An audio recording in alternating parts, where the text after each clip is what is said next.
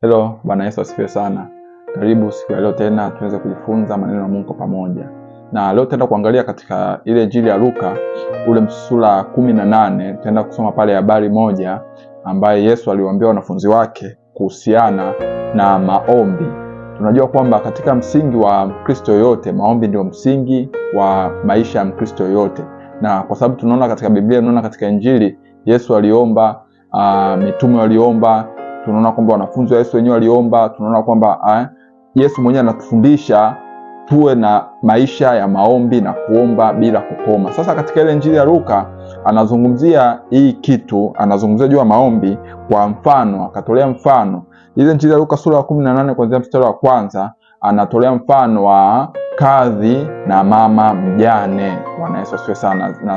Naamini hii habari ushakuisikia ya kadhi na mwanamama mjane, na leo tutaenda kuiangalia vizuri kwa undani na ina maana gani haswa. Kumbuka kila mfano aliotoa Yesu ulikuwa na maana kubwa sana katika mafundisho yake. Kwa hiyo akatolea mfano wa kadhi na mwanamama kuashiria maombi na namna gani ambavyo imetupasa kuomba. Na hapa amegusia sana sana kutokata tamaa, amegusia persistence, amegusia kutokata tamaa. Anasema katika ule mstari wa kwanza, anasema kwamba akawaambia mfano ya kwamba imewapasa kumwomba Mungu siku zote wala wasikate tamaa. Yesu akawaambia wanafunzi wake ya kwamba imewapasa kumwomba Mungu siku zote wala wasikate tamaa. Naamini katika maisha yako wewe kama muamini ushakufika muda ambao umevunjika moyo.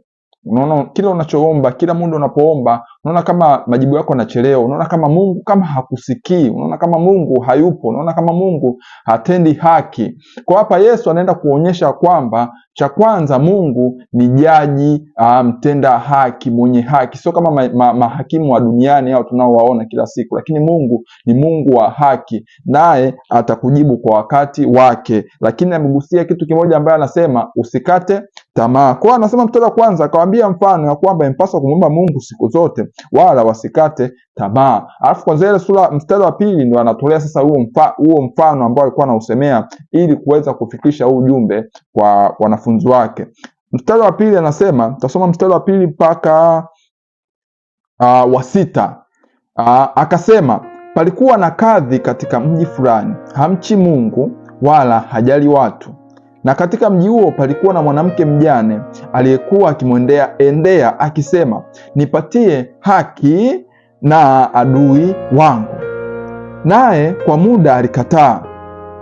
Halafu akasema moyoni mwake, ijapokuwa simchi Mungu wala sijali watu, lakini kwa kuwa mjane huyu ananiudhi, nitampatia haki yake, asije akanichosha kwa kunijia daima. Bwana akasema, sikilizeni asemavyo yule kadhi dhalimu. Unaona hii habari, Yesu anasema palikuwa na kadhi. Kadhi kumbuka ni kama hakimu, sisi tunamtambua kwa hakimu, lakini kadhi ndo hakimu. Anasema palikuwa na mji mmoja kwa kuna hakimu, alafu kwa kuna huyu mwanamke. Huyu mwanamke anaonekana ni kama alizulumiwa kitu fulani, au kama alikuwa anamdai mtu fulani jambo fulani ambalo lilikuwa ni halali yake, lakini alizulumiwa. Sasa huyu mjane, Biblia inasema alikuwa akimwendea kadhi, akimwendaendea. Yaani manake leo yupo, kesho asubuhi mahakama ikifunguliwa mama yupo, kesho kutwa yupo. Haijasema kwa muda gani, lakini nasema alikuwa akimwendaendea bila kukata tamaa. Anaenda kesho, anaenda kesho kutwa, anaenda kesho yake. Anasema lakini huyu kadhi alikuwa hamchi Mungu wala hajali watu.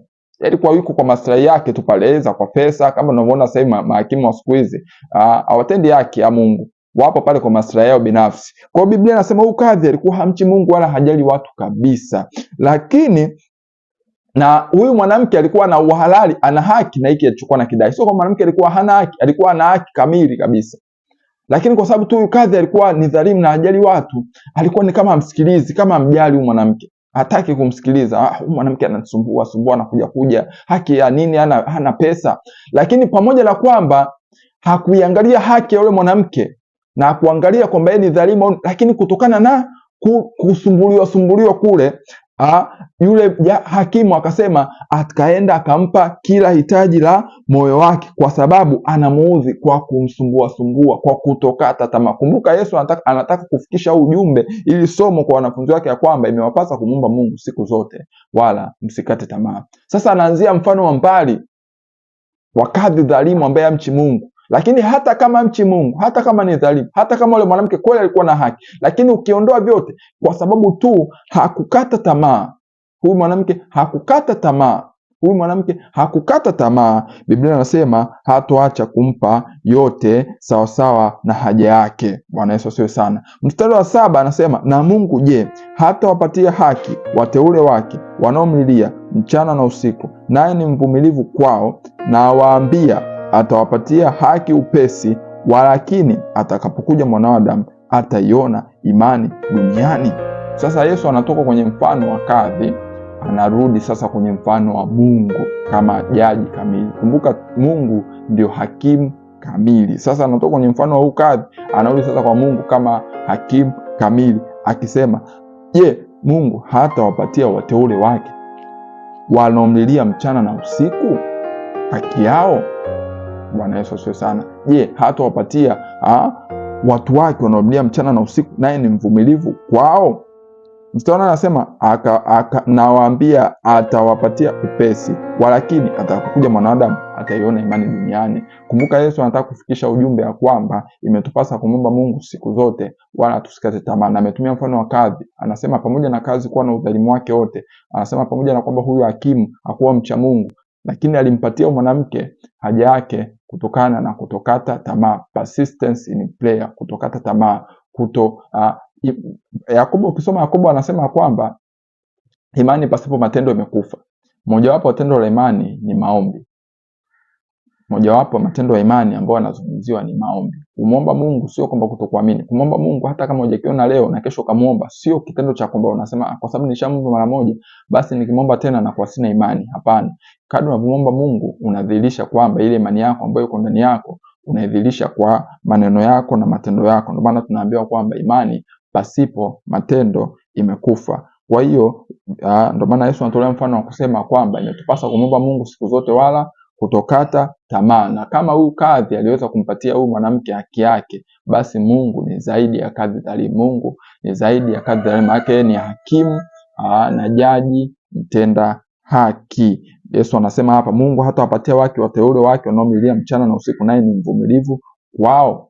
Bwana Yesu asifiwe sana. Kwa hiyo tuamini kwamba unapoomba Mungu anasikia. Haijalishi kwamba umekiona kitu au hujakiona. Kumbuka Paulo anasema kwamba tunaenenda kwa imani wala si kwa kuona. Tusome Wakorintho 2:5-7, tunaenenda kwa imani wala si kwa kuona. Mojawapo wa tendo la imani ni maombi. Maombi unapoomba bila kukata tamaa. Bila kukata tamaa. Kumbuka Danieli aliomba siku 21, lakini malaika alipokuja akamwambia majibu yako yalitoka tokea siku ya kwanza, lakini kuna kitu kilikuwa kinazuia. Danieli hakujua kuhusu ile uzuiaji wala hakujua kinachoendelea katika ulimwengu wa roho. Lakini kwa sababu neno la Mungu lilisema kwamba majira yamewadia, yeye hakuacha kuomba kwa siku 21, na siku 21 ilipofika majibu yake yaliwasili. Inawezekana umeomba muda mrefu, lakini sasa imefika muda wa kujibiwa maombi yako. Umebakia siku moja, umebakia masaa kadhaa, umekata tamaa, umelinounce, unasema mimi nimeomba Mungu hajasikia. Ile imani yako yote inaishia pale. Sio sana. Kwa hiyo imekupasa kumwomba Mungu siku zote bila kukata tamaa, na kumwamini kwamba Mungu anasikia na Mungu atatenda kwa wakati wake atakavyoona vyema. Sio sana. Leo nataka tuangalie tu kitu hicho, na naamini Mungu amefungulia ufahamu fulani, na naamini umepata kitu kutoka kwenye andiko hili na mfano huu ambao ametolea Yesu kuhusiana na kadhi na mwanamke mjane, na kwamba imetupasa kumwomba Mungu pasipo kukata tamaa. Imetupasa kumwomba Mungu kila siku, hata kama unaona kitu chako hujakipata, kila siku mlilie Mungu, kwa sababu Mungu ni mtenda haki, naye atakupatia haki yako, naye atakupatia haja ya moyo wako kwa kadri ya neema yake iliyo ndani ya Kristo Yesu. Mungu akubariki sana na kupenda. Tutaonana katika somo siku nyingine. Amen.